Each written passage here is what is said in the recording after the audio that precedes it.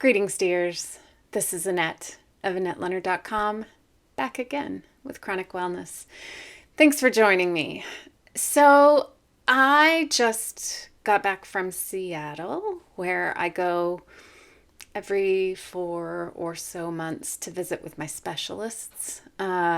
Primarily, my specialists are of the lung variety because the lung disease is the most life-threatening of the diseases that I have, and I was referred there for double lung transplantation a couple of years ago.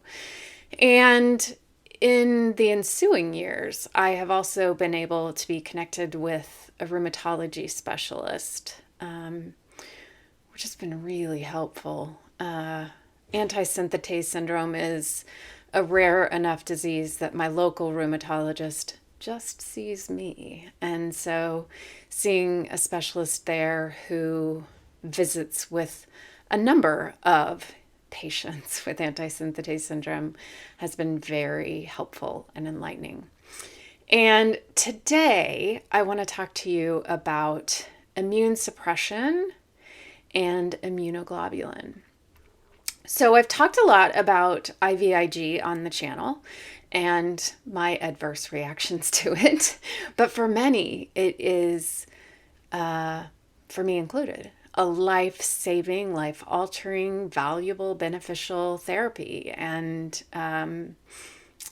recently, though, I learned some new things. And I have a chief complaint about how suppressed we keep my immune system. So, review. Those of us with autoimmune diseases, auto being self, immune, our system, our defense system, our body's defenses. So we are fighting ourselves. It is quite a head game when you actually stop and peel that through and think about the fact that your body is misaligned, and instead of fighting external threats, it is fighting yourself. And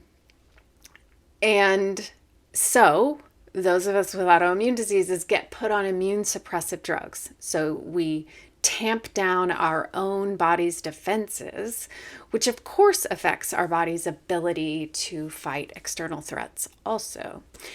And my chief complaint about my current regimen is that I can't fight anything. So I spend any time with anybody other than my wife, and sometimes with my wife, and I get sick. I'm just around anyone, and not even sick people, and I get sick. And I've been complaining of this for the last couple of years, and to no avail. However, if you've been watching my channel, video 250, when I talk about Rituxan and the vaccine, you remember that I recently had my Ig levels tested to see whether or not my body was mounting a defense to COVID after having had 4 vaccines. Spoiler alert, it is not. And when I went to visit with this rheumatological fellow in Seattle, he said, so looking back through your numbers of that blood work that I had done in May, he said, your Ig numbers, your immunoglobulin in your body, which is how we measure your immune system, which is why when one receives IVIg, so intravenous immunoglobulin, or SCIg, subcutaneous immunoglobulin, you are getting the immunoglobulin or the immune system of other people. He said, your Ig is barely above 500. Someone's immunoglobulin in their own body should never be below 600. He was like, are you just getting sick left, right, and center? And I was like, yes, I am. That's what's happening. That's what's been happening. I'm sick to death of it. And I am sick to death of it. And he said, yeah, that should never be happening. And I was like, great. What are we going to do about it? And he was like, we're going to give you just a little injection of Ig. And I was like, no, we're not going to do that. And he was like, we're not? No, that gives me meningitis. And he was like, right. I read that in your chart.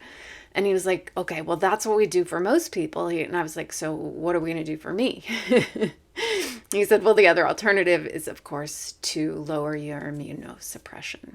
So in my case, that's a variety of things. I'm taking pill form of immune suppression, but the primary way that my immune system is getting clobbered is Rituxan, which is a form of chemotherapy.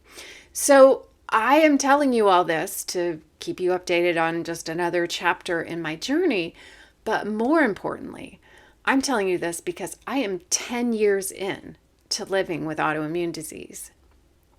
And I'd never heard of measuring my Ig. I'd never known that there was a threshold below which it should not be falling. And he said, on somebody on as heavy hitting of a drug as Rituxan, like you are, you should be getting this tested every 3 to 4 months. Empowering information for a patient such as myself. And I thought, I am not the only one who needs this information. Better bring this back to you all. So, are you on heavy hitting immunosuppressive drugs?